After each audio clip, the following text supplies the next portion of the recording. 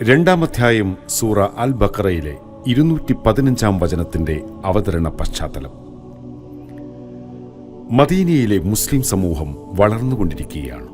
വിശ്വാസത്തിന്റെ വെളിച്ചം ഹൃദയങ്ങളിൽ ഉറച്ചെങ്കിലും ജീവിതത്തിലെ ചില കാര്യങ്ങളിൽ അവർക്കിപ്പോഴും മാർഗനിർദ്ദേശം ആവശ്യമായിരുന്നു.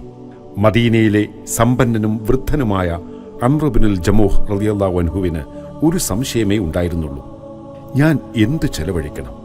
ആർക്കാണത് നൽകേണ്ടത്? ഒരിക്കൽ അദ്ദേഹം നബി സല്ലല്ലാഹു അലൈഹി വസല്ലമയുടെ സന്നിധിയിലെത്തി ചോദിച്ചു: യാ റസൂലല്ലാഹ്, ഞങ്ങൾ എന്ത് ചെലവഴിക്കണം?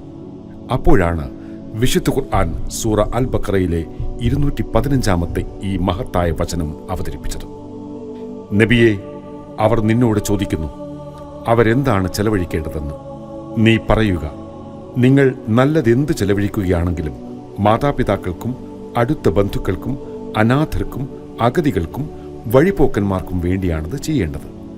നല്ലതെന്ത് നിങ്ങൾ ചെയ്യുകയാണെങ്കിലും തീർച്ചയായും അള്ളാഹു അതറിയുന്നവനാകുന്നു. ചോദ്യം എന്ത് ചെലവഴിക്കണം എന്നായിരുന്നു.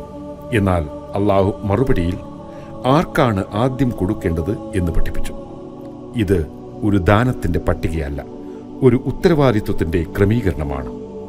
ആദ്യം മാതാപിതാക്കൾ, പിന്നീട് ബന്ധുക്കൾ, അതിനുശേഷം അനാഥർ, ദരിദ്രർ, വഴിപോക്കർ. അവസാനം അള്ളാഹു ഓർമ്മിപ്പിച്ചു: നിങ്ങൾ ചെയ്യുന്ന നന്മയെക്കുറിച്ച് അള്ളാഹു അറിയുന്നു. അങ്ങനെ ആ വചനം ദാനം ഒരു സാമ്പത്തിക ഇടപാട് മാത്രമല്ല, ഒരു ആത്മീയ ശുദ്ധീകരണവും സാമൂഹിക ഉത്തരവാദിത്വവുമാണെന്ന് പഠിപ്പിച്ചു. സ്വതക്ക ദൂരെയുള്ളവരെ തേടിപ്പോകുന്നതിന് മുമ്പ് നമ്മുടെ ചുറ്റുമുള്ളവരിൽ നിന്ന് ആരംഭിക്കണം.